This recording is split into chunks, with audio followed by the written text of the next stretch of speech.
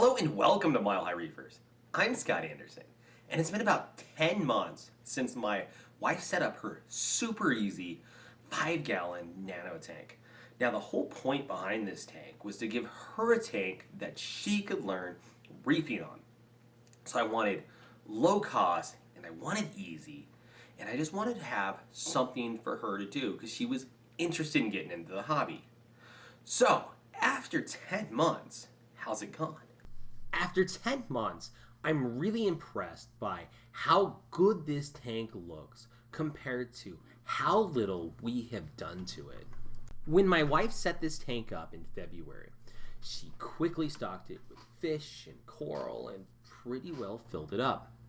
And then she was ready for another tank, so she set up her 24-gallon tank. As most of you know, 2 tanks is too many, so this tank fell by the wayside, which means basically we've done water changes to it and scraped the glass in the last 10 months, and that's it. And when I say scrape the glass, I really just mean wipe it down with the Flipper magnet cleaner. The cheap Par 38 no-name brand LED light bulb that I'm lighting the tank with has actually done pretty well. I really could have used a more elegant stand though. The only real issue that this tank had was with a cotton candy algae issue, and you can see just a little tiny bit left. And I solved that with one turbo snail. Turbo snails work great for removing cotton candy algae, and this one has taken care of this whole tank. The only coral that hasn't done well in this tank is pulsing xenia. It started off doing incredibly well, and over the last few months it's starting dying off. I have no idea why, but it was beginning to be a plague, so I guess I'm not so worried about it. When I first set this 5-gallon tank up, I had my eye on the budget, and I wanted something small. I wanted the tank to be sleek, and there just wasn't much that fit the price range and did it where I could get a skimmer in there. So I ran this tank for months without a skimmer, and it didn't go nearly as well as I liked.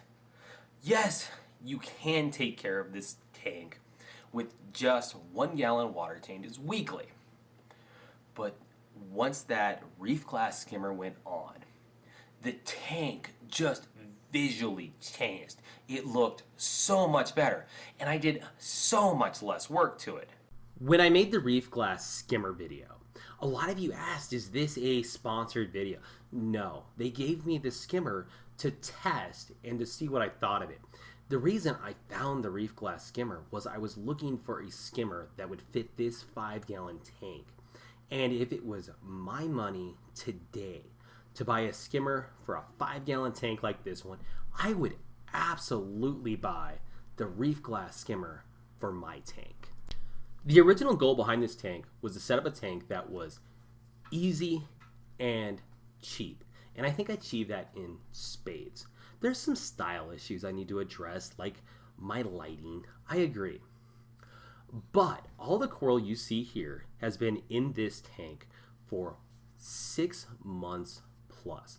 That's Goniopora, Moniopora, bird's nest, all thriving in a tank with relatively low light, relatively low water flow, and let's face it, relatively low water quality. I'm not dosing calcium. I'm not dosing alkalinity. I'm not doing any of that. And look at this tank.